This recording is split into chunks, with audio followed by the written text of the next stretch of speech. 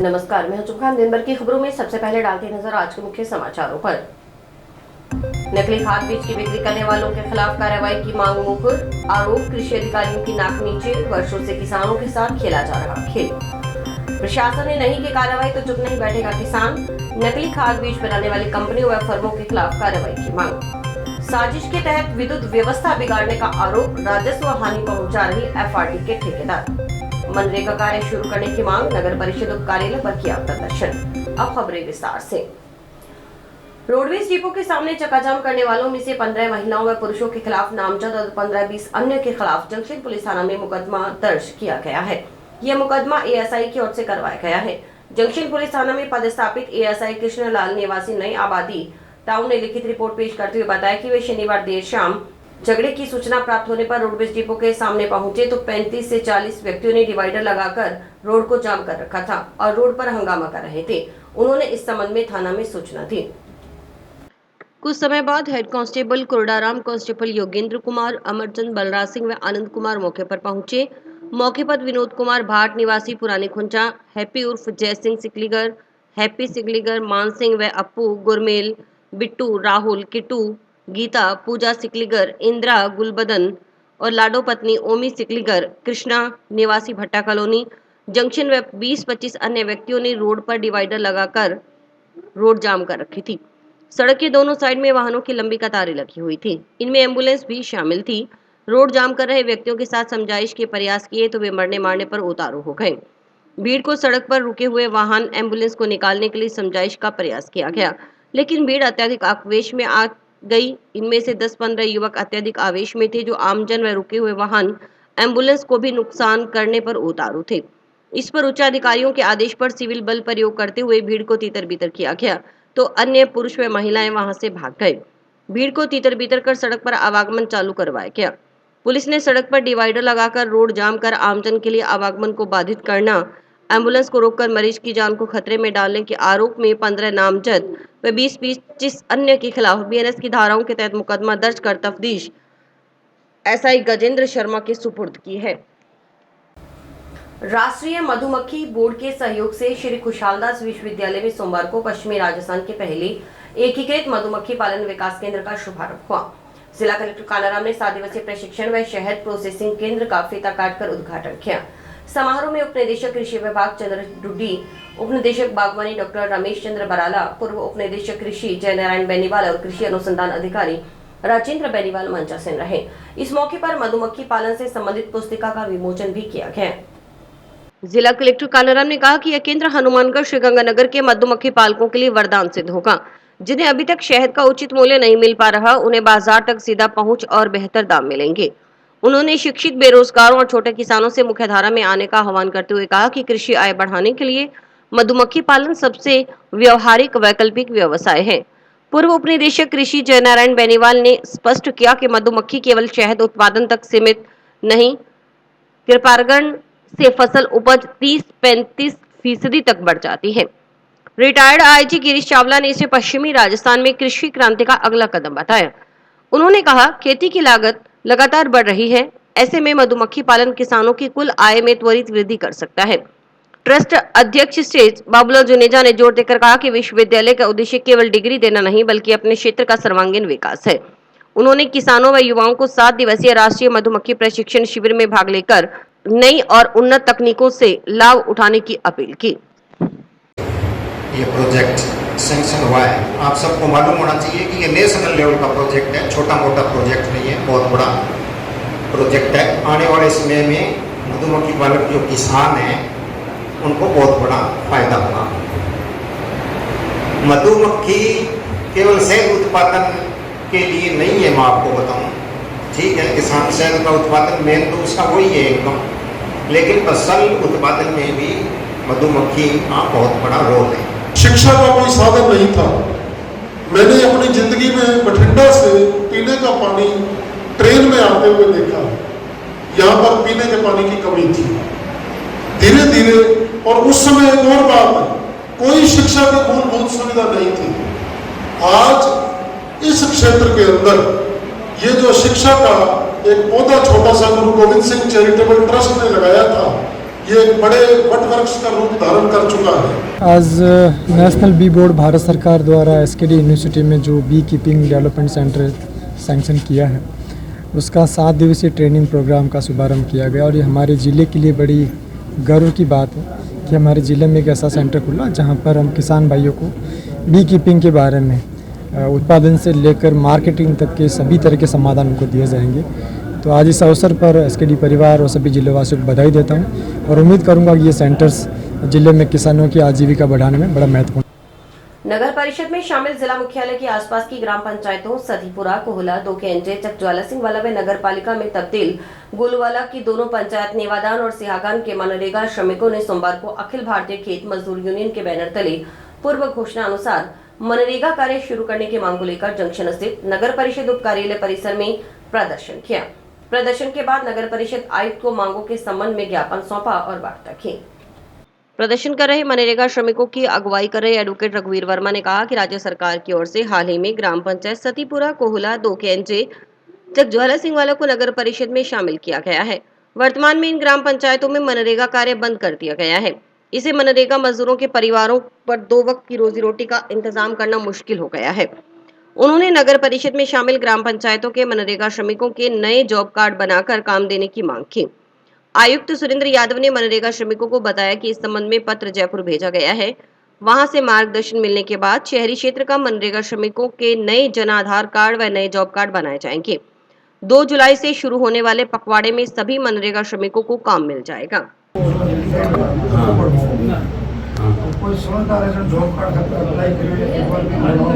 मिल रही है तो अब नया का मार्कन जॉब कार्ड है। एडीएम साहब मैंने भी इतना ही बात कही कि थर पुराना जॉब कार्ड है, भी जॉब कार्ड ले जाओ और बैठो थरो करा लियो। फिर साहब सा का बात करा दी मेरी, तो मैं कह ठीक है।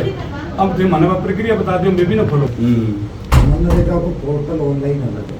आज जो कोला सतीपुरा गांव जो शहर में जोड़े गए थे नगर परिषद हनुमानगढ़ में, उनमें जो नरेगा का कार्य शुरू नहीं हो रहा था, शहरी नरेगा का काम, उसको लेकर आज बड़ी संख्या में माता और बहनें आई और मांग की और ज्ञापन दिया। तो अभी जो आयुक्त साहब ने जो बताया है, उन्होंने ये बताया है कि हमने इसको अभी लेटर जयपुर लिखा गया है और इसके बाद में जैसे ही वापस आएगा, आने के बाद में हम नए जॉब कार्ड बनाएंगे, जन आधार नया बनेगा शहरी का। तो इस बात पर काफी कुछ बात होने के बाद में इस पर नतीजे पर पहुंचे कि यहाँ के जो निवर्तमान है चेयरमैन, उन्होंने बात की है, उन्होंने और आयुक्त ने ये कहा है कि हम 5-7 दिनों में ये सारा जो जन आधार है उसको चेंज कराएंगे और शहरी नरेगा का काम जो 16 तारीख से शुरू होना है, 16 और 2 तारीख को ये शुरू होता है। तो 2 तारीख वाले पखवाड़े में सब लोगों को काम मिल जाएगा।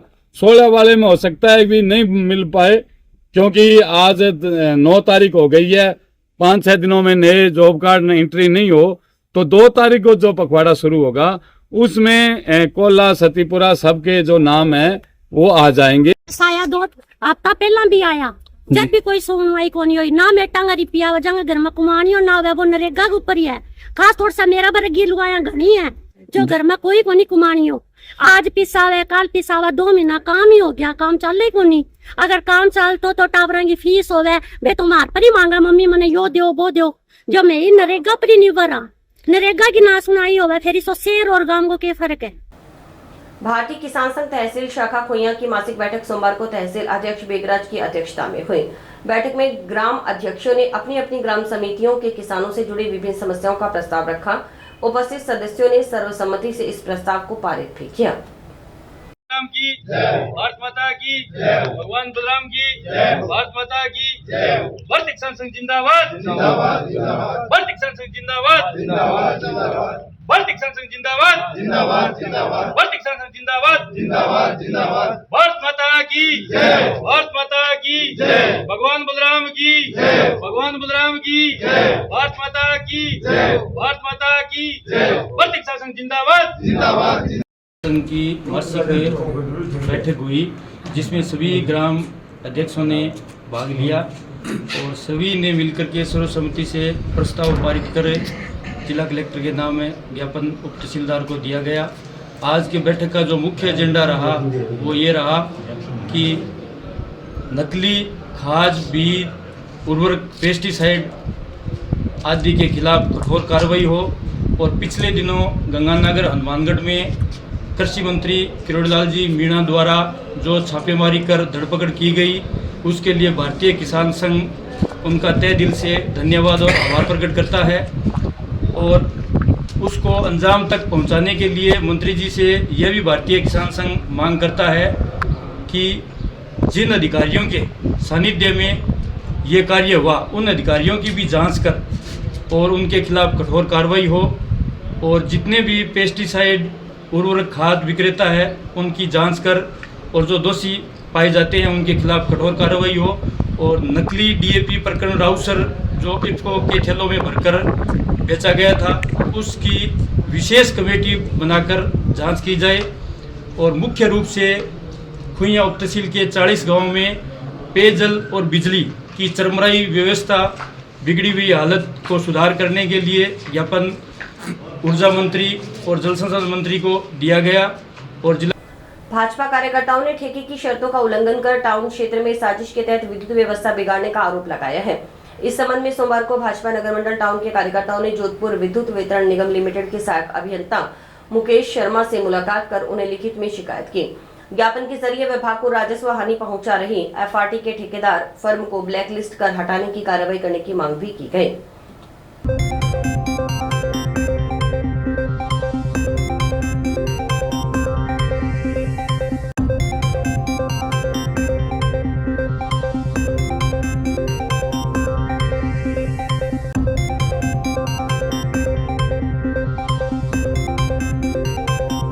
आज हनुमानगढ़ टाउन में बिगड़ी बिजली व्यवस्था के खिलाफ में जो यहाँ नकारा एफआरटी टीम काम कर रही है, उसके खिलाफ में हमने एएन साहब से मुलाकात की है, सभी भाजपा कार्यकर्ताओं को साथ में लेकर। हनुमानगढ़ टाउन में जो एफआरटी टीम जो ठेकेदार काम कर रहा है वो मनमानी जो रवैया अपनाते हुए काम कर रहा है और फॉल्ट ठीक करने में भयंकर लापरवाही की जा रही है, लोगों से अवैध वसूली तक की जा रही है। इसके विरोध में आज हम एएन साहब से मिले हैं, सख्त कार्रवाई की मांग करी है। 3 दिन का हमने समय दिया है, अगर इन पर कार्रवाई नहीं होती है तो उसके बाद में हम आगे कार्रवाई करेंगे। आज मंडल अध्यक्ष के नेतृत्व में विद्युत विभाग में एएन साहब से मुलाकात की। ये जो एफआरटी कंप्लेंट वाले हैं, इनकी आए दिन शिकायत आती रहती है, ना तो समय पर ये काम करते हैं और ना ही इनका व्यवहार आम पब्लिक के प्रति बहुत बढ़िया रहता है। इसलिए हमारे मंडल अध्यक्ष नितिन जी के निर्देश के अनुसार आज हम मिले एएन साहब से। उन्होंने कहा है भी या तो उनको सुधार करो वरना फिर हम सुधारेंगे, उसको कोई फ़ायदा नहीं है। इसलिए एएन साहब ने हमें आश्वासन दिया है भी हम जितनी जल्दी हो सके एफआरटी की टीम में परिवर्तन करेंगे और ज़्यादा से ज़्यादा काम करने वाले लोगों को भी लाएंगे। और 5-7 जगह कहीं वो ट्रांसफार्मर की कंप्लेंट थी वो भी उनको नोट कराई है, तो ट्रांसफार्मर भी लगाएंगे जिससे विद्युत व्यवस्था जो है वो सुचारू रूप से उसकी, क्योंकि ये जो एफआरटी वाले हैं ये सोची समझी साजिश के तहत भाजपा की सरकार को प्रदेश में बदनाम करने के लिए इस तरह कार्य कर रहे हैं, जिससे आम जन गर्मी में परेशान हो और जिसका नुकसान हमारी भाजपा सरकार को। संयुक्त किसान मोर्चा ने नकली खाद बीज बनाने वाली कंपनियों व फर्मों के खिलाफ नियमानुसार कार्रवाई करने की मांग की है। इस संबंध में मोर्चा के प्रतिनिधियों ने सोमवार को अतिरिक्त जिला कलेक्टर को ज्ञापन सौंपा। किसान प्रतिनिधि रेशम सिंह मानुका ने कहा कि राजस्थान में शरेआम नकली खाद और बीज तैयार कर किसानों को बेचा जा रहा है, इससे किसानों को भारी नुकसान भुगतना पड़ता है।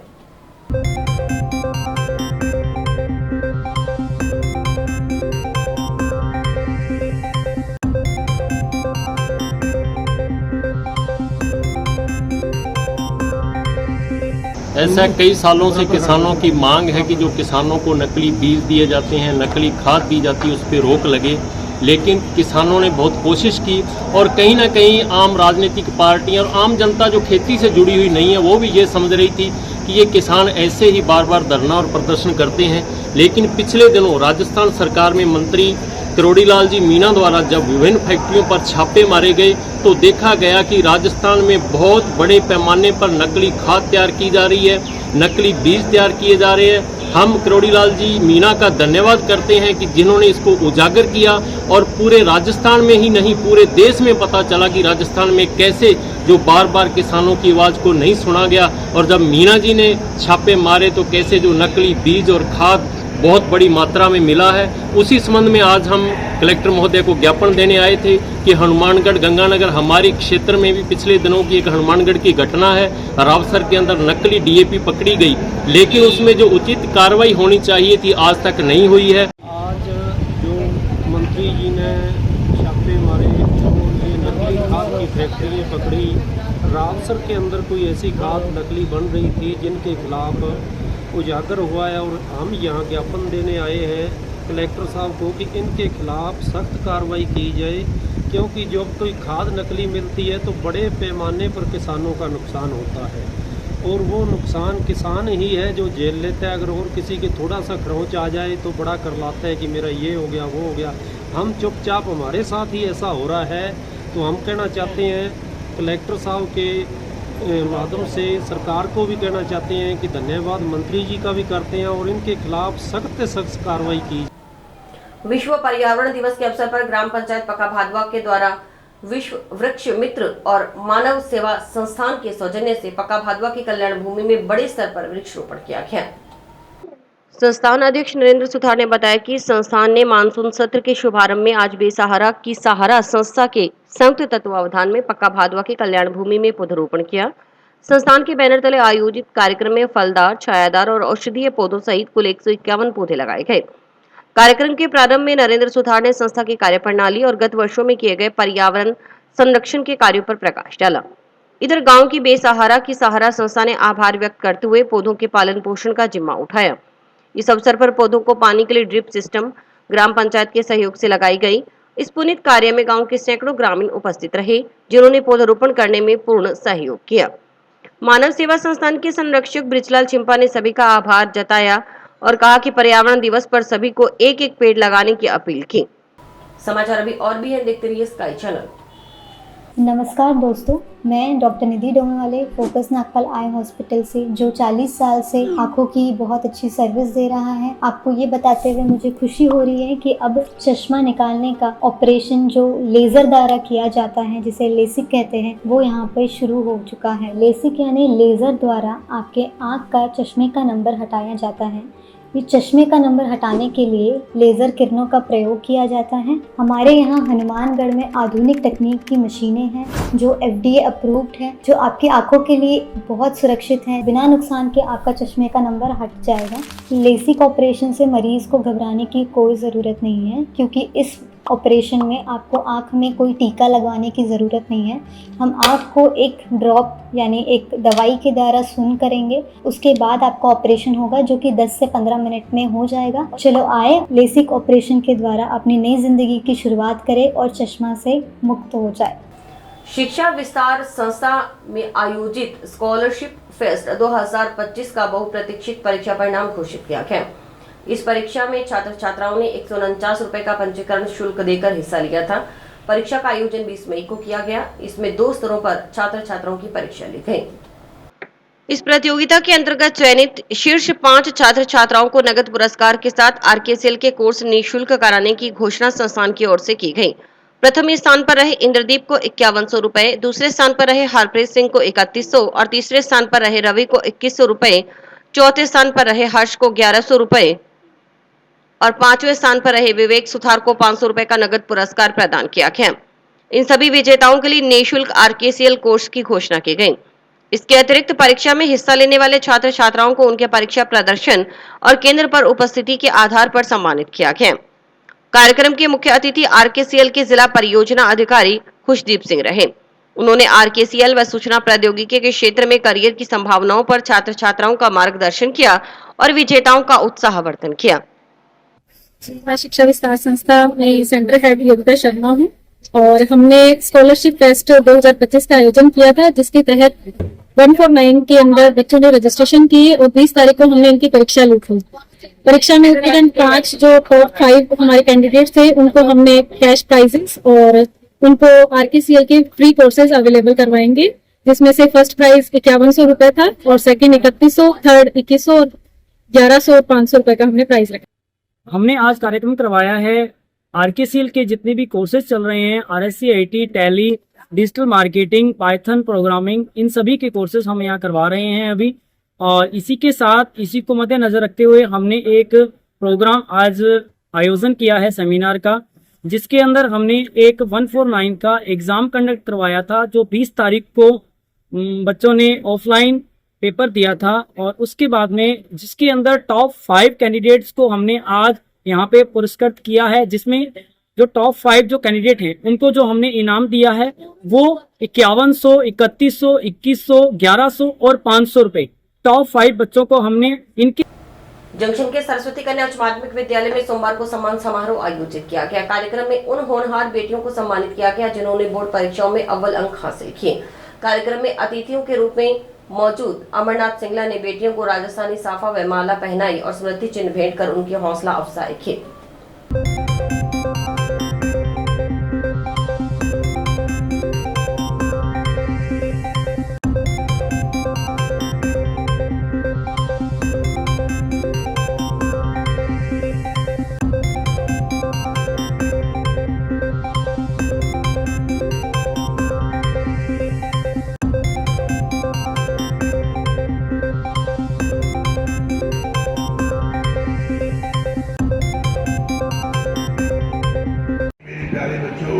प्रेस से आए हुए बंधुओं, आज ये एक बहुत बड़ा पर्व है।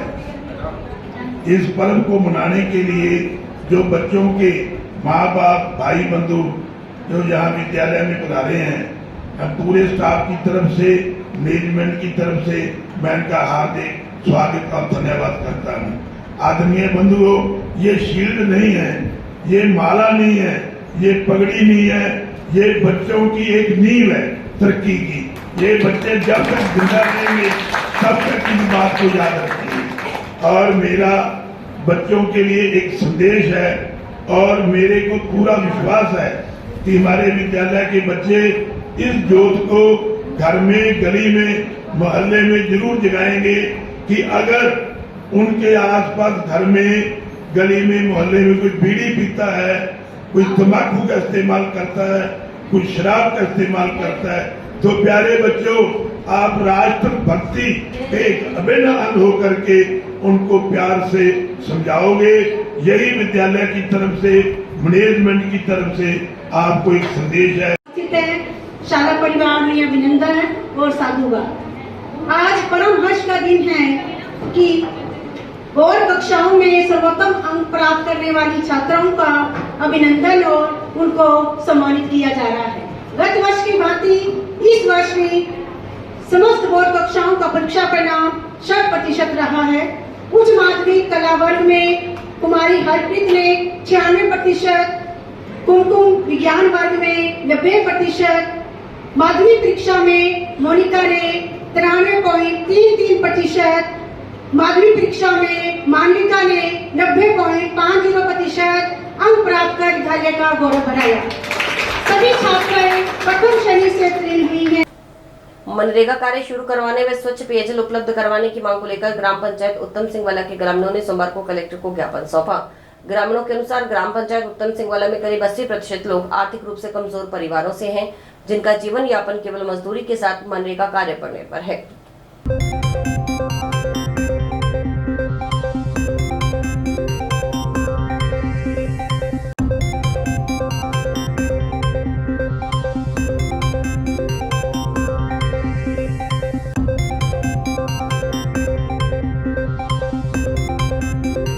हम ग्राम पंचायत उत्तम सिंहवाड़ा के निवासी हैं और हमारी मांग ये है कि हमारे नरेगा कार्य बंद पड़ा हुआ है और वाटर वर्क्स के अंदर फिल्टर जाम है और गंदगी फैली हुई है। उस गंदे पानी से गांव में बीमारी फैल रही है।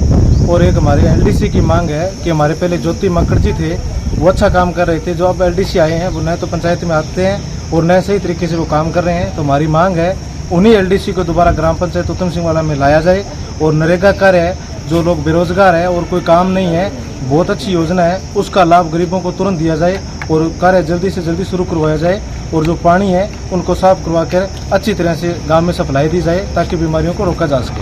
साहब से मिले हैं, साहब से आश्वासन दिया है कि समस्या का जल्दी निवारण कर दिया जाए। और इसी के साथ समाचार समाप्त हुए। रोजाना देखते रहिए समाचार। नमस्कार।